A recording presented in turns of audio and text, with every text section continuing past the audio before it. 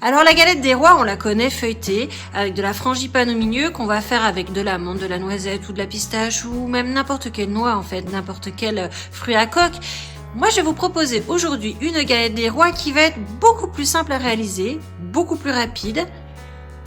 Je dirais pas meilleure parce qu'elle est tout aussi bonne, simplement elle est différente, mais en tout cas elle rend hommage à mes origines, c'est une galette franc-comtoise.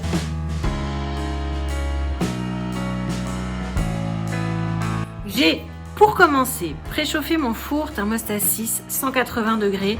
Toujours préchauffer le four en premier pour ne pas enfourner notre galette dans un four froid, ça serait dommage.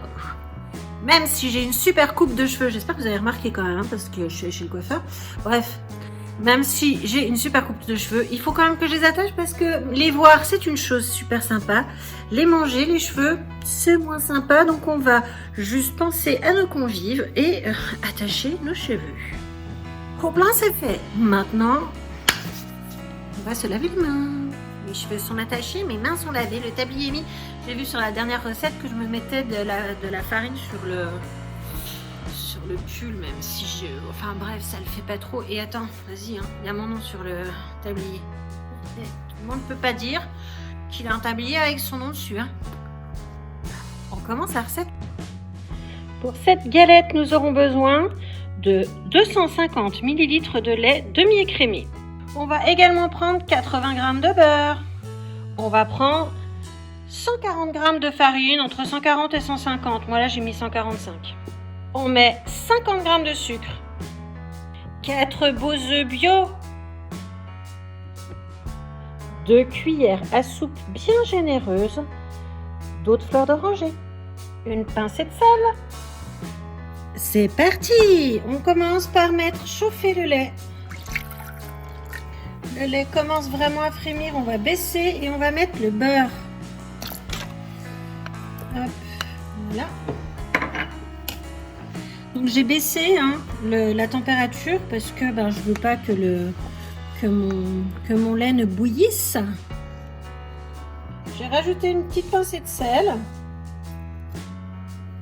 Maintenant que mon beurre est fondu, je vais rajouter le sucre.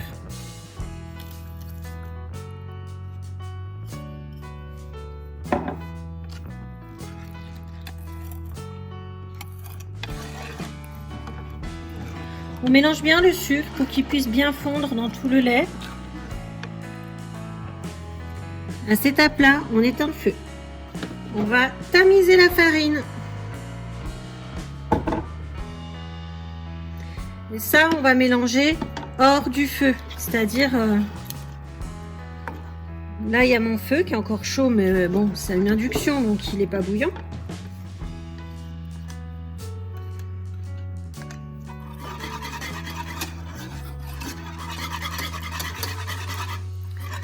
Là, je prends un fouet parce que j'aurai moins de grumeaux avec un fouet.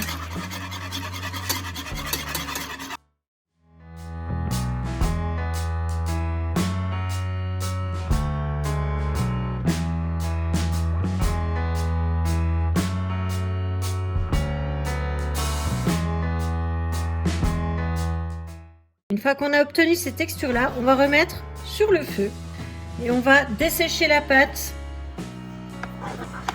en touillant.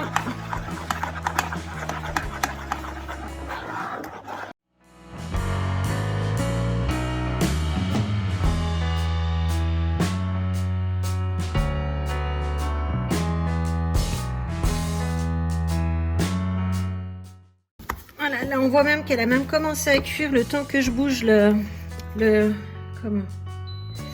téléphone. On l'enlève pour de bon du feu. C'est à ce moment-là qu'on va commencer à mettre les œufs un par un.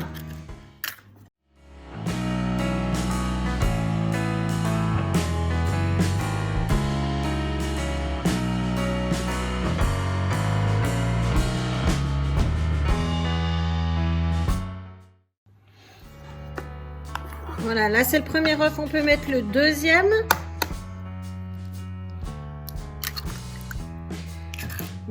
Mes œufs sont gros. Je vais déjà en mettre 3 et le quatrième, je le mélangerai je l'ouvrirai à part et je le mélangerai, je l'incorporerai au fur et à mesure parce que faut faire attention avec la taille des œufs. Dans les recettes, on vous dit souvent il faut tant d'œufs, mais sur des recettes de pâte à choux, faut faire attention parce que des œufs trop gros, et ben vous foirez votre pâte, et des œufs trop petits, vous foirez votre pâte, et c'est tout dans la texture qu'on va trouver. Et là, je trouve qu'au bout de 2 œufs, on est déjà très souple, donc possible que 4 œufs, ça soit trop. Je pense que même que 3 suffiront. Là, on va mettre le 3e.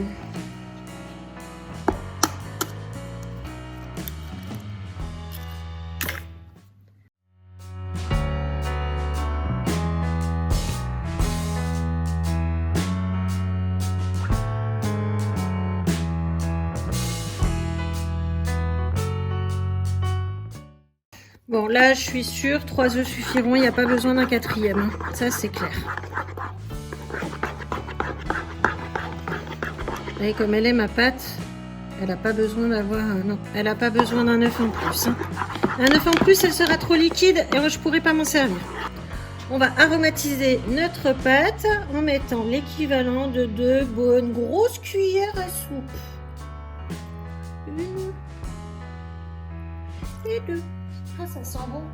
Donc c'est de l'eau de fleur d'oranger et c'est comme ça qu'on fait traditionnellement la galette des rois franc-comtoise. Hein, et je mélange bien. Donc vous voyez ça rajoute du liquide. Donc au niveau de mon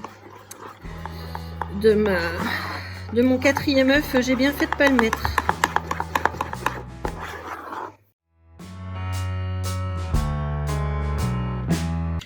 Sur une plaque, j'ai mis bon, c'est l'équivalent d'un papier sulfurisé, hein, ça c'est du silicone, et j'ai mis un moule à tarte sans fond que j'ai beurré. Vous pouvez très bien mettre un moule à tarte avec vous. D'ailleurs, il est tout à fait possible que ma galette, elle se barre par là-bas. Donc, et je viens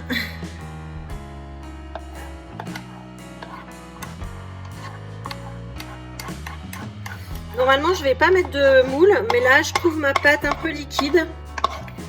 Donc c'est un petit peu... Non, quoi que ça va peut-être aller. Une maryse pour bien tout récupérer. Rien ne se perd.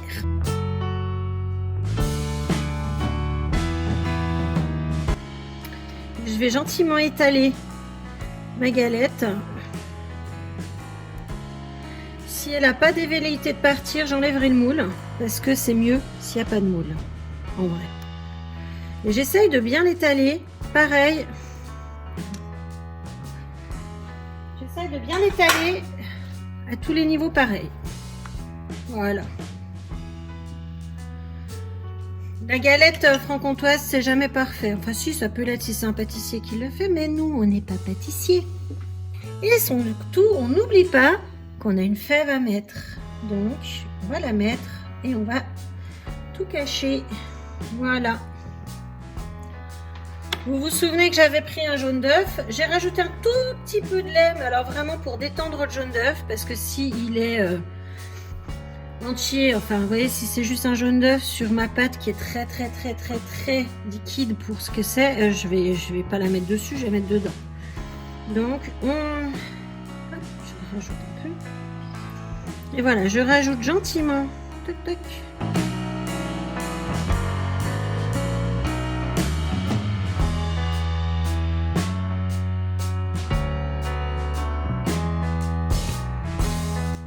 Et traditionnellement, la galette, c'est ça et c'est tout. On va la mettre au four. Voilà, je viens de mettre la galette à cuire dans un four à 180 degrés thermostat 6 pour 30 minutes. On se retrouve au bout de ces 30 minutes.